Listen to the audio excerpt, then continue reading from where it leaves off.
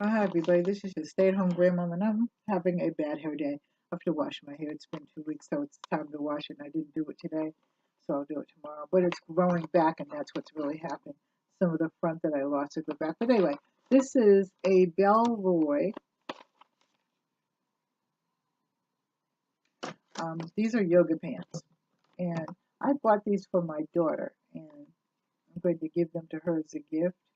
They are move moisture from skin, um, cool and dry and comfortable. And they feel comfortable. Let's pull them up and take a look at them, shall we? These are the pants, and they feel comfortable, and they're really nice. Have a nice give to them.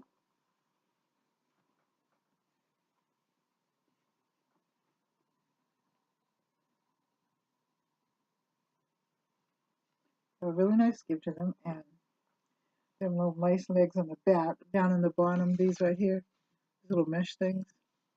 So they look like they're breathable. I'm going back to start doing some yoga exercises. I'm hoping that I can get it done at home, but we'll see. Anyway, these are a BELE. These are the yoga pants, and they are red and blue and black. And I guess it's sort of like maybe a color of purple in there as well. But they're very pretty. I'm sure she'll like them.